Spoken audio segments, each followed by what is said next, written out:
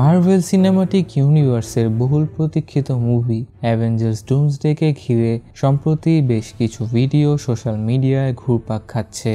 প্রথমেই আসা যাক অ্যাভেঞ্জার্স ডুমসডে এর রিভিল হওয়া অফিসিয়াল সিনপসিস প্রসঙ্গে।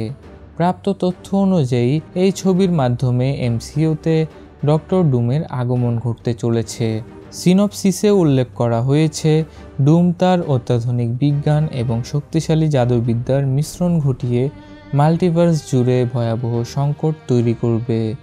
মার্ভেল স্টুডিওস তাকে কমিক বুকের মতোই একজন অত্যন্ত বুদ্ধিমান বিজ্ঞানী এবং অপ্রতিদ্বন্দ্বী জাদুকর হিসেবে প্রতিষ্ঠা করতে চলেছে।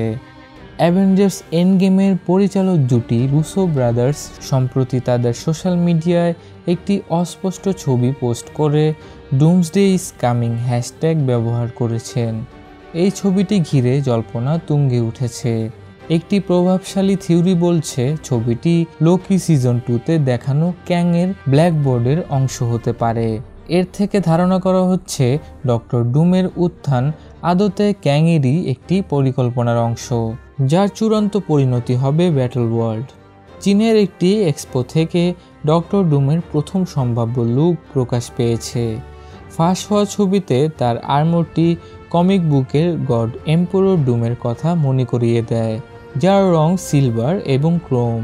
ধারণা করা হচ্ছে এই আর্মারটি সাধারণত কোনো ধাতু দিয়ে নয়, বরং টাইটানিয়াম অ্যালয় এবং জাদুবিদ্যার মিশ্রণে তৈরি, যা তাকে আরও শক্তিশালী করে তুলবে। সবচেয়ে বিস্ময়কর তথ্যটি এসেছে একটি লেজার শো থেকে।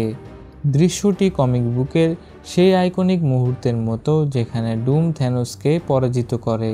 অনেকে মনে করছেন সিনেমার শুরুতেই ডক্টর ডুম হয়তো থ্যানোসকে পরাজিত বা হত্যা করে নিজেকে এমসিইউর নতুন প্রধান খলনায়ক হিসেবে প্রতিষ্ঠিত করবে। আরও একটি লিক অনুযায়ী আমরা জানতে পেরেছি ডুমসডের কাহিনীতে শ্যাং-চির 10 রিংস একটি কেন্দ্রীয় ভূমিকা পালন করবে। মনে করা হচ্ছে ডক্টর ডুম তার ব্যাটল ওয়ার্ল্ড তৈরি করার জন্য বা মাল্টিভার্সাল ইনকারশন ঠেকানোর জন্য এই শক্তিশালী 10টি রিংয়ের সন্ধান করবে।